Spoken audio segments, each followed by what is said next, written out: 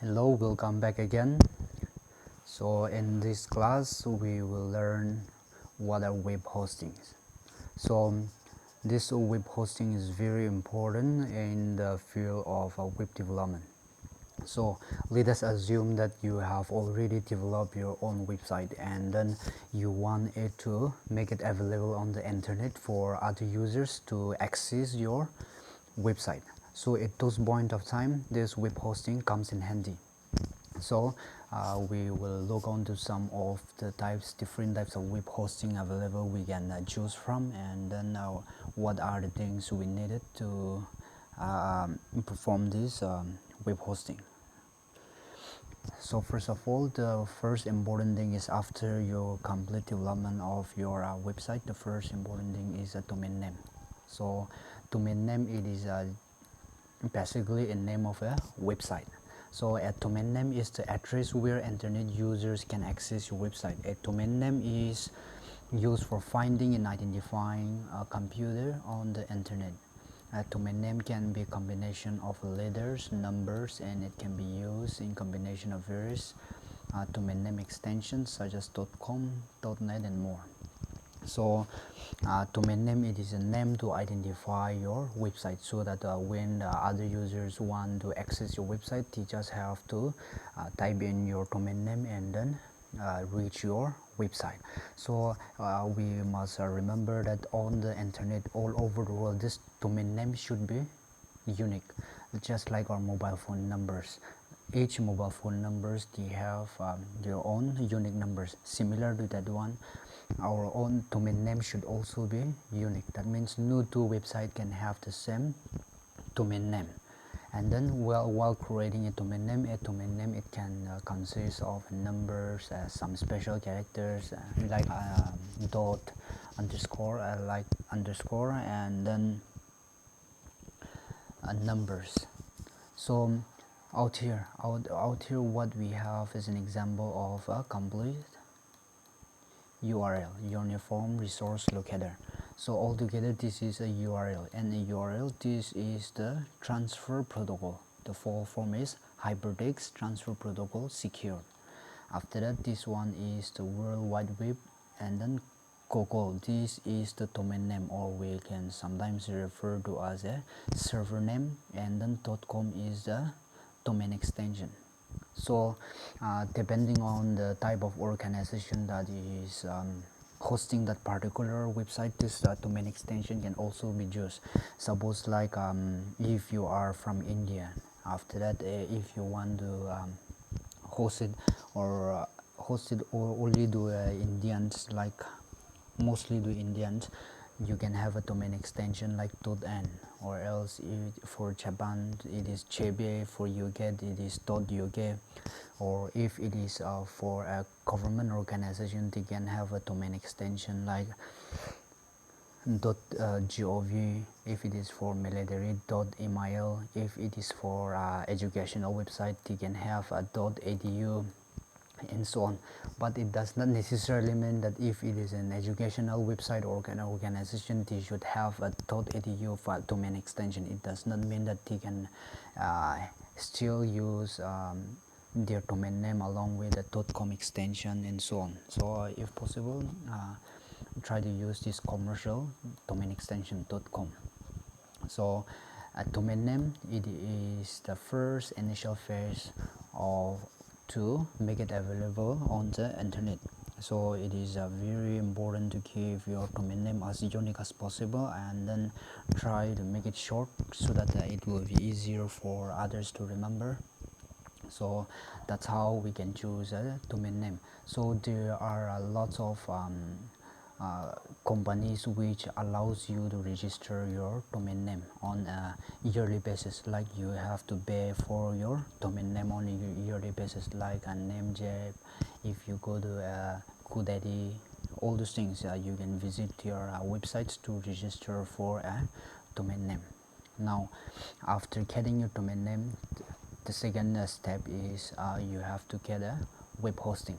So web hosting is like renting a space on the internet on someone's computer. Like you can own your own web server if it is possible, but it is it will incur cost, and then it will incur more computer resources, and then we have to provide like uninterrupted internet connection to our web server, and then we have to provide security measures and so on. So if you are not like in a big organizations or companies, you can still use web hosting service provided by other organizations, by other companies. So you have to buy a web hosting from other companies, and then you can keep your website here. So it is like a renting a small space in someone's computer or on someone's server, and then we have to pay a monthly and then a yearly fees depending on the type of plan you choose from. So web hosting is a service that allows in organizations and individuals to post a website or web page to the internet. A web host or a web hosting service provider is a business that provides the technology and services needed for the website or a web page to be viewed on the internet. And websites are hosted, stored on special computers called as servers. So when internet users want to view your website, all they need to do is type your website address or domain into your browser, and your computer will then connect to your server, and your web page will be delivered to them through the web browser. So like I have said,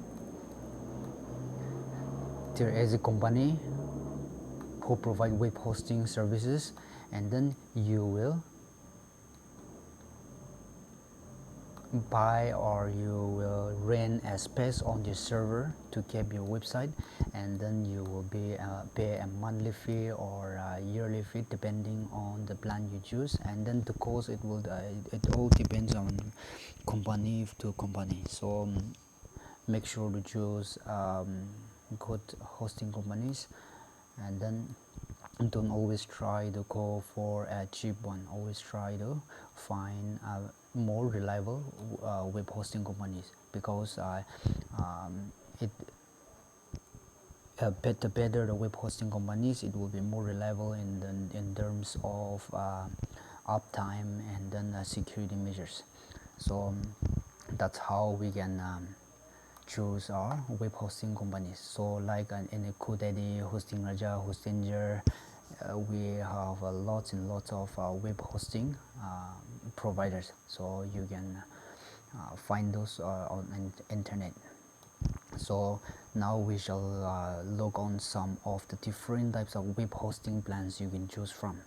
So some of the different types of web hostings are, the first and foremost is shared hosting. So this shared hosting, they are perfect for entry level web hosting, and then this is where your website will be stored on the same server as multiple other websites. So in a shared hosting, there will be a single server, and then in that single server, you along with different other websites will be kept together.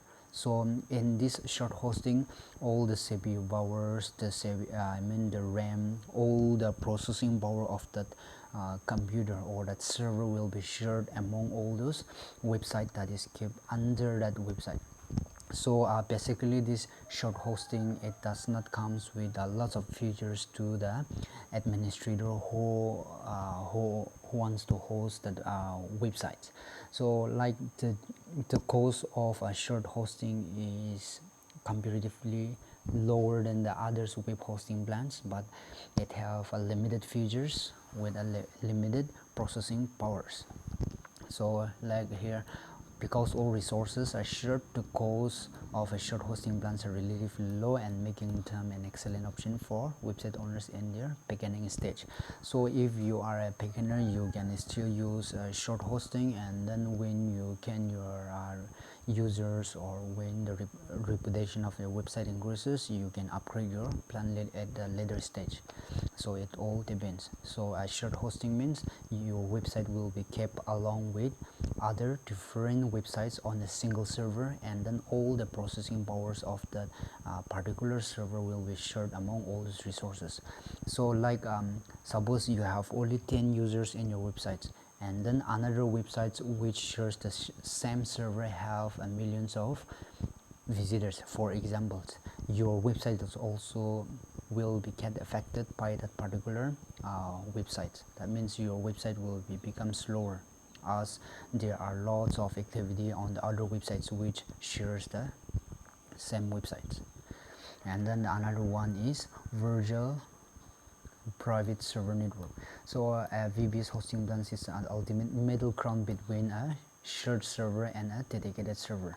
It is ideal for website owners that need more control but not necessarily need a dedicated server. VPS hosting is unique because each website is hosted within its own space and on the server, though it still shares a physical server with other users. While VPS hosting provides website owners with more customization in the storage space, they still need not be able to handle incredibly high traffic levels or spikes in usage, meaning that the site performance can still affected by the site owners on the server. So this VPS server, it is a type of server which is more which have a more advanced features as compared to this shared hosting. So in this VPS server, all the websites are kept in a single server, but the processing powers are divided according to the different websites. For example, in a single computer, two websites can be kept, and then those resources will be shared equally to those different websites, in short. So like these VPS have more customizations available to the users, like to increase the size of a storage space or the more bandwidth and so on. And then another one is a dedicated server. So dedicated server, these are mostly used by larger organizations. So this dedicated hosting gives website owners the most control over the server that your website is stored on. That's because the server is exclusively rendered by you and your website is the only one stored on it. This means that you have full root of admin access, so you control everything from security to operating system that you run. So and a dedicated server hosting a particular server is rented out for a particular website, although the cost may be higher, but in a dedicated server you will have all the admin rights, you have all the privileges to customize, to manage, and then to upgrade or to perform certain administrative functions. You can control all over if you use a dedicated server hosting. So this dedicated hosting servers, it can be able to handle more higher traffics, and then it will have more text space, etc. So those are some of the things we need to remember once we have our website to make it available on the internet for other users. So to sum up, once you are completed with your web designing, the first important thing is to choose a domain name. After choosing a domain name, the second thing is we have to get a hosting plan. So hosting plans, it depends on the type of website you are trying to run, and then the types of organizations you are creating the particular website. So that's all. Thank you so much. See you in the next class.